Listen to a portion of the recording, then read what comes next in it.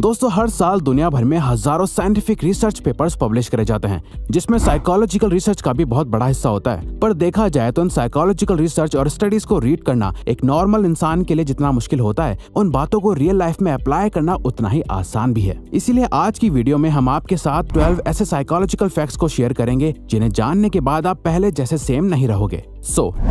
Number 1, music changes perception. हम सभी ये जानते हैं कि म्यूजिक हमारे मूड को चेंज करने का पावर रखता है। एक हाईली एनर्जेटिक सॉन्ग सुनकर आप मोटिवेटेड फील करोगे और वहीं एक सैड सॉन्ग आपको सैड और डिप्रेस्ड फील करा सकता है। आप किस टाइप का म्यूजिक सुनना पसंद करते हो, ये एक्चुअली में अफेक्ट करता है कि आप इस दुनिया को किस नजर से देखते हो। 2011 की एक स्टडी में लोगों को एक टास्क दिया गया, जहाँ उन्हें डिफरेंट म्यूजिक सुनते हुए एक पेपर पर हैप्पी और सैड फेसेस को टिक करना था। रिजल्ट ये देखा गया कि सैड म्यूजिक सुनते हुए ज्यादातर लोग सैड फेसेस को टिक कर रहे थे, वहीं हैप्पी म्यूजिक सुनते टाइम लोग हैप्पी फेसेस को चूज कर रहे थे, जिसे परसेप्चुअल एक्सपेक्टेशन का नाम दिया गया। जहां आप अपने कानों से कुछ सुनते हो तो आपका ब्रेन आपकी आंखों से सिमिलर चीजें देखने लगता है। इसीलिए एनर्जेटिक म्यूजिक वर्कआउट करते टाइम बहुत हेल्प करता है और सॉफ्ट म्यूजिक आपको फोकस करने में हेल्प करता है।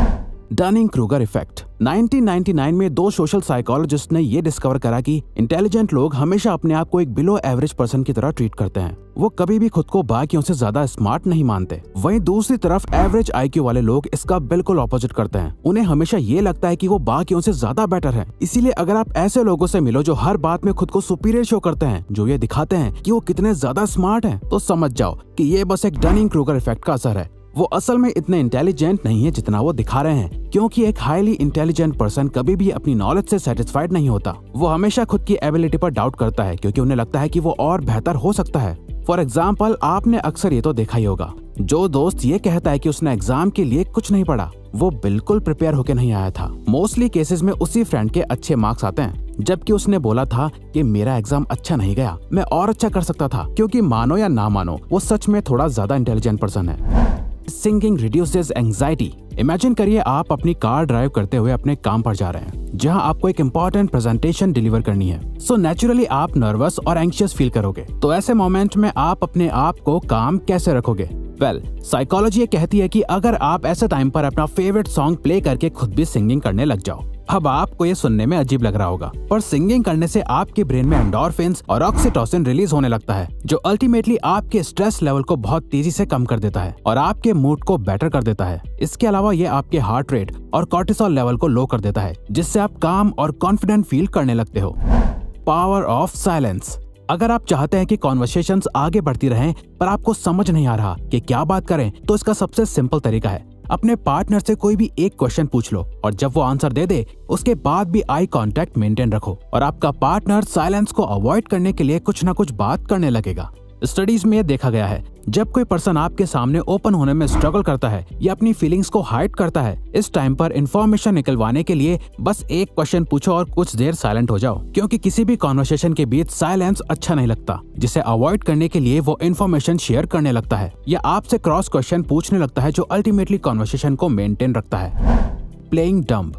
अगर आप किसी के सामने अपना गुड इंप्रेशन बनाना चाहते हो, तो किसी ऐसे टॉपिक के बारे में बात करो जो उन्हें बहुत पसंद है और उसके बारे में उनसे सीखो। फॉर एग्जाम्पल, आप किसी से मिले जिसे कार्स में बहुत इंटरेस्ट है। अब हो सकता है कि आपको भी कार्स के बारे में बहुत नॉलेज हो, पर उनके सामने ऐसे प्रिटेंड करो जैसे आपको उनसे कम नॉलेज है और उनसे क्वेश्चंस पूछो जो सामने वाले पर्सन को कॉन्फिडेंट और स्मार्ट फील कराएगा और वो आपसे बात करने में और इंटरेस्ट शो करेंगे, क्योंकि वो जिस बारे में बात करना चाहते हैं आप उसमें अपना इंटरेस्ट शो करते हो, जो आपको एक लाइकेबल पर्सन बनाता है। और वैसे भी दलाई लामा का कहना है कि जब आप बात करते हैं तो आप केवल वही दोहरा रहे होते हैं जो आप पहले से जानते हैं, लेकिन अगर आप सुनते हैं तो आप कुछ नया सीख सकते हैं। The snake man. अगर आप किसी ग्रुप में हैं या किसी एक पर्सन के साथ भी हैं जहां आप डिनर या लंच पर मिलने आए हो और आपको लगता है कि कोई कन्फ्लिक्ट क्रिएट होने वाला है, आपकी कॉन्वर्सेशन जैसे जा रही है, आप लोगों की लड़ाई हो सकती है, तो इस सिचुएशन को अवॉइड करने के लिए अपने सामने रखा खाना खाने लग जाओ, क्योंकि अकॉर्डिंग टू साइकोलॉजिस्ट्स ईटिंग एक कामिंग एक्टिविटी है। जब लोग कुछ खा रहे होते हैं तो बाकी लोग उस एनवायरनमेंट में कंफर्टेबल फील करते हैं। तो जब भी आपको लगे कि कोई बहुत ही अग्रेसिव हो रहा है या आप लोगों की बहस होने वाली है, तो उस पर्सन के पास जाके बैठ जाओ और उन्हें कुछ खाने को ऑफर करो। ऐसे टाइम पर एक सिंपल चॉकलेट भी आपकी रिलेशनशिप को बहुत हेल्प कर सकती है। Forming a habit. आपने कभी ये सोचा है कि एक हैबिट को फॉर्म करने में कितना टाइम लगता है? पहले ये माना जाता था कि किसी भी हैबिट को फॉर्म या ब्रेक करने में सिर्फ 21 डेज का टाइम लगता है, पर एक न्यू साइकोलॉजिकल रिसर्च के अकॉर्डिंग किसी भी हैबिट को बिल्ड करने के लिए अराउंड 66 डेज लगते हैं। इसीलिए जो लोग ये सोचकर कोई भी न्यू हैबिट बिल्ड करना स्टार्ट करते हैं कि 21 डेज के बाद उन्हें आदत पड़ जाएगी, और जब वो 22nd डे पर फेल हो जाते हैं तो उन्हें बहुत डिसअपॉइंटमेंट होती है और वो क्विट कर देते हैं। रिसर्च के अकॉर्डिंग अगर आप 66 डेज को 3 फेजेस में बांट दें, जहां शुरू के 22 दिन आपको बहुत अनकंफर्टेबल फील होंगे, नेक्स्ट 22 दिन आपसे बिल्कुल हैंडल नहीं होंगे, आप ऑलमोस्ट क्विट कर देंगे, और लास्ट 22 डेज के बाद आप एक मोमेंटम बिल्ड कर लेंगे, जिसके बाद वो हैबिट आपके माइंड और बॉडी से कनेक्ट हो जाएगी, आपकी रूटीन में आ जाएगी और आप सक्सेसफुली हैबिट बिल्ड कर लेंगे। Call people bye their name. Psychologist कहते हैं कि हर पर्सन को अपना नाम सुनना सबसे फेवरेट साउंड लगता है, क्योंकि हम सभी के लिए अपना नाम बहुत इंपॉर्टेंट होता है। तो जब कोई आपके नाम को याद रखता है तो आप भी अपनी इंपॉर्टेंस फील करते हो। सिमिलरली आपने ये नोटिस करा होगा कि जब कोई आपका नाम भूल जाता है तो आप इंसल्टेड भी फील करते हो। इसीलिए किसी के सामने अपनी लाइकेबल प्रेजेंस बनाने के लिए इम्पोर्टेंट है कि कॉन्वर्सेशन में आप सामने वाले के नाम को यूज करते रहो, जो उन्हें इम्पोर्टेंस फील कराता रहेगा और वो आपके साथ और कंफर्टेबल फील करने लगेंगे।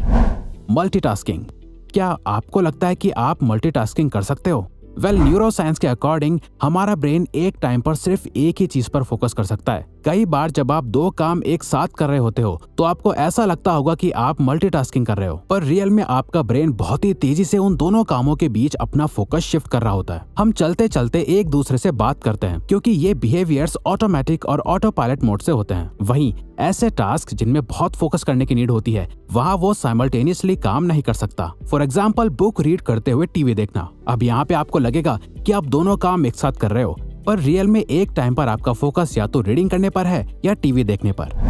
Provide a choice. अगर आप चाहते हैं कि सामने वाला पर्सन एक डिसीजन ले जो आपके फेवर में हो, तो सिंपली उन्हें ऑप्शंस दो जो आपके डिसीजंस के फेवर में हो। फॉर एग्जाम्पल, अगर कोई अपने बच्चे को पढ़ाई करने के लिए बोलना चाहता है तो सिंपली उसे ये बोलने के बजाय कि जाओ पढ़ो, उन्हें चॉइस दो कि चलो पढ़ाई का टाइम हो गया, पहले इंग्लिश पढ़ोगे या मैथ्स।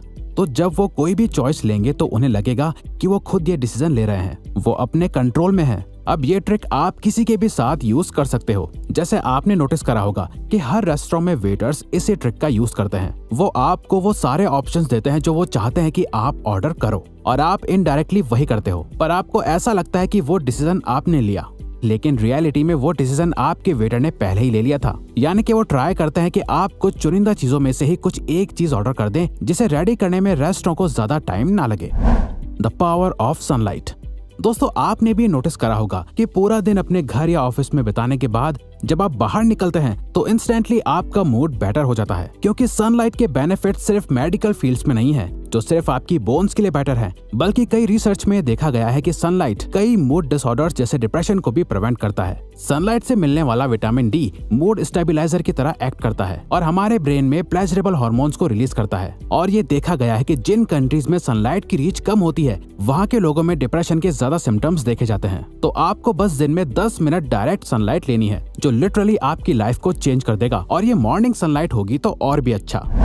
Mirror body language. अगर आप किसी से बात करते टाइम उनकी बॉडी लैंग्वेज या उनके कुछ बिहेवियर्स को कॉपी करने लग जाओ तो वो आपके साथ इंस्टेंट ट्रस्ट फॉर्म कर लेंगे। वो जैसे बात करते हैं, जैसे मूव करते हैं, अगर आप भी उनके कुछ एक्सप्रेशंस को मिरर करने लगो तो वो आपको और पसंद करने लगेंगे, क्योंकि वो आपसे और भी ज्यादा कंपैटिबल फील करेंगे। साइकोलॉजिस्ट इसे कैमेलियन इफेक्ट कहते हैं। फॉर एग्जाम्पल, किसी से बात करते टाइम ये नोटिस करो कि वो कौन से वर्ड सबसे ज्यादा यूज करते हैं, और आप भी बात करते टाइम उन वर्ड्स का यूज करने लग जाओ। इससे वो खुद को आपसे आइडेंटिफाइड कर पाएंगे, उन्हें लगेगा कि आप भी उन्हीं के जैसे हो, और वो आपकी कंपनी को एंजॉय करने लगेंगे।